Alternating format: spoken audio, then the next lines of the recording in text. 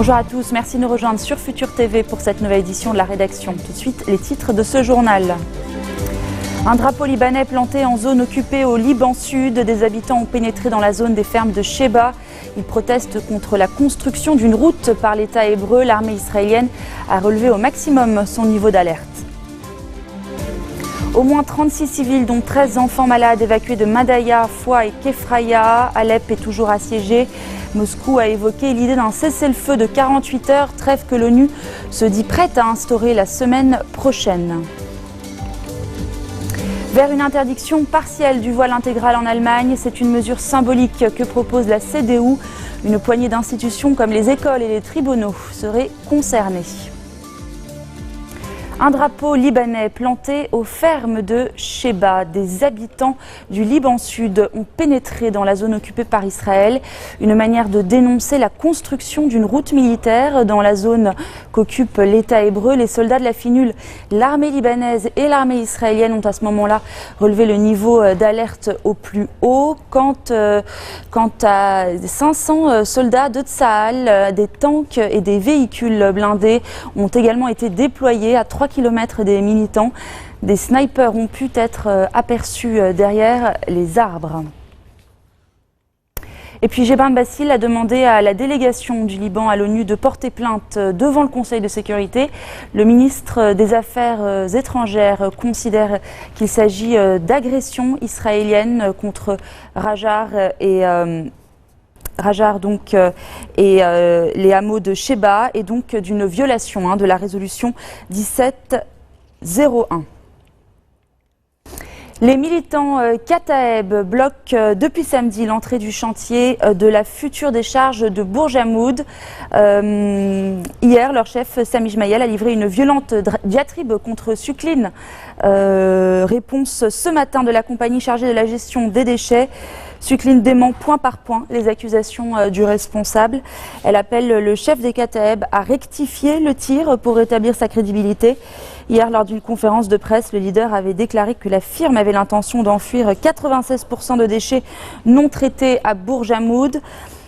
Sucline réplique sans donner de chiffres, je cite, les pourcentages des déchets recyclés et enfouis figurent dans le contrat signé avec le gouvernement libanais. La compagnie réfute aussi avoir soudoyé des politiciens et enfin elle assure que l'usine de compostage à Bourg-Jamoud reçoit 300 tonnes de déchets organiques par jour et qu'elle n'a donc pas suspendu son travail, comme l'avait affirmé hier Sami Jmaïel. Samir Mokbel tire à boulet rouge sur Gebran Bassil. Hier, le chef du CPL a dénoncé la prorogation de facto du général Mohamed Kher. Il a qualifié la décision du ministre de la Défense de charade. Réponse cinglante de Samir Mokbel, je cite, « S'abstenir d'élire un président de la République n'est-il pas aussi une charade ?» s'interroge-t-il. Le ministre indique par ailleurs qu'il va émettre dès demain un décret pour mettre en place sa décision d'étendre le mandat du général du Conseil supérieur de la Défense. Au moins 18 civils, dont 13 enfants malades, ont été évacués par le Croissant Rouge de à Madaya, Foua et Kefraya, cette ville proche de Damas assiégée par le régime syrien. Et puis Moscou a quant à elle évoqué l'idée d'un cessez-le-feu de 48 heures à Alep. L'ONU de ce côté se dit prête à instaurer cette trêve la semaine prochaine. Doria Laïb nous en dit plus. Les bombes viennent de s'abattre sur sa maison. Au milieu des cris, ce secouriste sort un enfant des décombres, blessé mais en vie. En quelques heures, Omran, 5 ans, est devenu le nouveau symbole d'un calvaire, celui des enfants syriens victimes directes d'une guerre qui dure depuis 5 ans. À Alep, la mort vient souvent du ciel.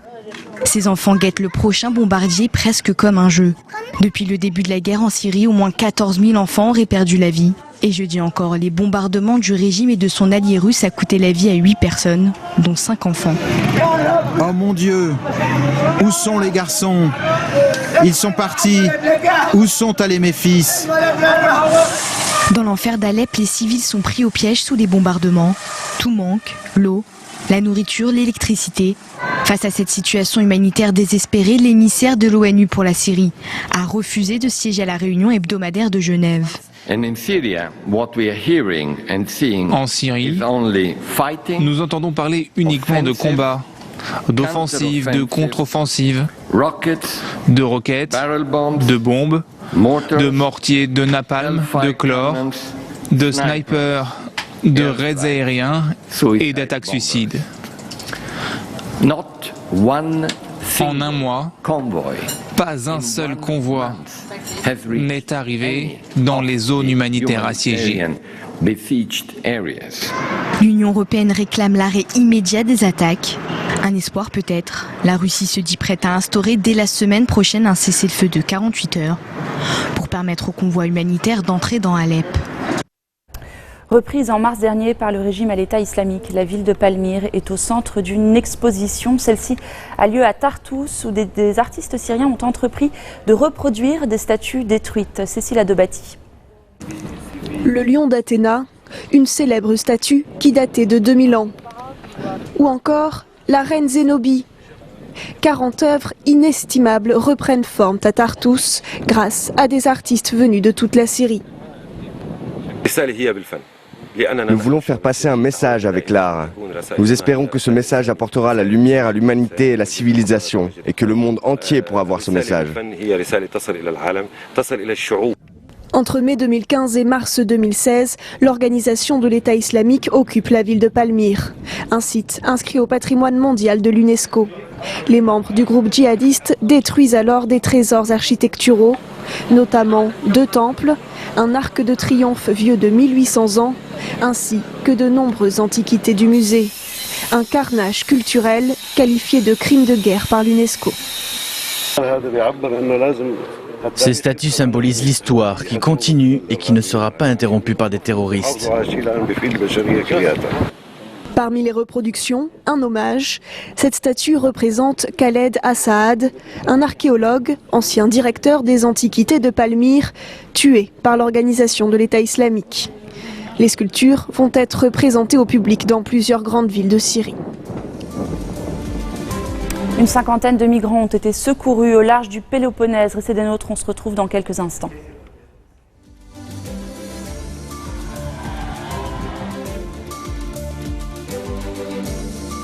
Ont été secourus au large du Péloponnèse. Leur bateau s'était échoué près de Métonie. Les autorités veulent maintenant déterminer l'itinéraire du groupe. Entre jeudi et vendredi matin, 261 personnes arrivées ont été enregistrées sur les îles d'Égée orientale de cette zone, principalement à Lesbos, en nette progression par rapport aux chiffres de ces derniers jours. On se retrouve dans quelques instants, à tout de suite.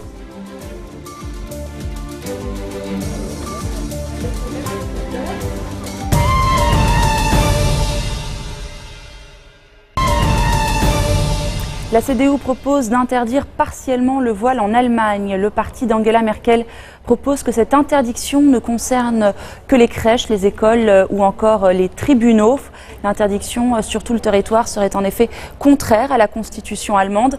Un compromis avant tout symbolique a donc été trouvé.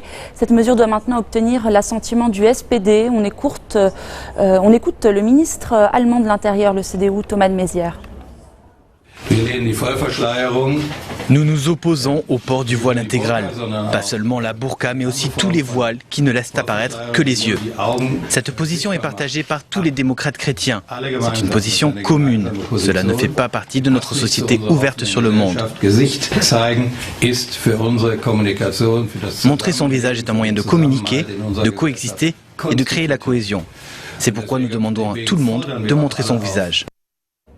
Peut-être la fin de la crise politique en Espagne. Dans 10 jours, Mariano Rajoy redemandera la confiance des députés. Une énième tentative pour faire voter son investiture. Le leader du Parti populaire a récemment obtenu le soutien des centristes en échange d'un pacte anticorruption. Les explications de Julie Jargot. Peut-être la fin de l'impasse politique après 8 mois de blocage et 2 élections législatives. Dès vendredi, le Parti populaire au pouvoir ouvrira des négociations avec le Parti libéral Ciudadanos, avec un objectif en tête, la formation d'un gouvernement, évitant ainsi la tenue de nouvelles élections, les 3e en moins d'1 an. Au préalable, les centristes avaient posé une condition. Mariano Rajoy devait accepter les termes de son pacte de réforme axé sur la lutte contre la corruption. Monsieur Rajoy a accepté de signer le pacte anticorruption. Le porte-parole du Parti populaire et celui de Ciudadanos signeront ce pacte anticorruption. Un pas en avant que Mariano Rajoy a qualifié de décisif en vue d'une sortie de crise. Aujourd'hui, chose que je n'ai pas pu dire jusqu'à ce jour, je dirais à la présidente du Congrès que je suis disposé à me présenter à la session d'investiture à la date qu'elle jugera opportune et convenable. Pour autant, l'affaire n'est pas encore gagnée pour Mariano Rajoy, qui n'aura d'autre choix que de former un gouvernement minoritaire. Car si l'appui des libéraux de Ciudadanos lui est indispensable, il n'est pas suffisant. 7 voix de plus seront nécessaires au Parti populaire pour obtenir la majorité absolue et s'assurer l'investiture. Les regards se tournent donc maintenant vers le Parti socialiste, mais le PSOE refuse toujours de se rapprocher du Parti conservateur. Aux États-Unis, l'affaire des 400 millions de dollars versés à Téhéran refait surface. Le département américain a reconnu avoir fait acheminer cette somme en liquide presque simultanément à la libération d'otages par Téhéran. L'administration américaine insiste toutefois sur le fait qu'il ne s'agit pas du paiement d'une rançon. Le 16 janvier, l'Iran et 6 grandes puissances mettaient en œuvre à Vienne leur accord historique sur le nucléaire iranien scellé le 14 juillet 2015. Ce même jour, Washington et Téhéran annonçaient un échange inédit de prisonniers. Direction la Californie, l'incendie poursuit sa course dévorante. En seulement 24 heures, les flammes ont consumé plus de 12 000 hectares de forêt à l'est de Los Angeles. Et ce, malgré la mobilisation de plus de 1300 pompiers. Doria Leib. C'est une tentative désespérée pour éteindre les incendies qui se répandent dans le sud de la Californie. Les efforts des pompiers sont entravés par une combinaison dévastatrice de vents violents et de végétation desséchée. À ce jour, seulement 22% de ce gigantesque incendie a été contenu. Un paysage apocalyptique où les pompiers doivent se frayer un chemin pour contenir les flammes. Le comportement des flammes, qu'en tant que pompiers nous étudions, nous y sommes entraînés. Mais le voir, c'est incroyable.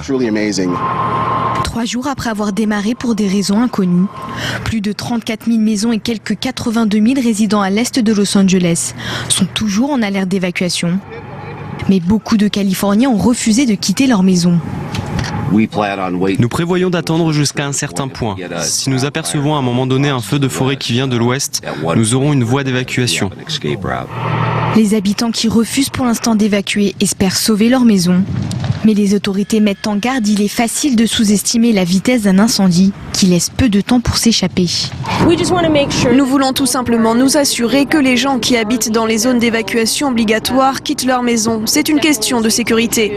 L'état d'urgence a été déclaré en Californie. Près de 14 000 hectares de terre sont déjà partis en fumée. C'est la fin de cette édition, le rappel des titres. Un drapeau libanais planté en zone occupée au sud Liban. Des habitants ont pénétré dans la zone des fermes de Sheba. Ils protestent contre la construction d'une route par l'État hébreu. L'armée israélienne a relevé au maximum l'alerte. Au moins 36 civils, dont 13 enfants malades, évacués de Mardaya, Foua et Kafraya. Alep est-elle toujours assiégée de toutes parts? Moscou évoque l'idée d'un cessez-le-feu de 48 heures, trêve que l'ONU se dit prête à instaurer dès la semaine prochaine. Vers une interdiction partielle du voile intégral en Allemagne, c'est une mesure symbolique que propose la CDU. Une poignée d'institutions, comme les écoles et les tribunaux, seraient concernées. Merci de votre attention. Retrouvez-nous tous les jours à 16h40 heure de Beyrouth. Vous pouvez également nous suivre en ligne sur notre site web ou en téléchargeant notre application mobile. Excellente soirée à toutes et à tous.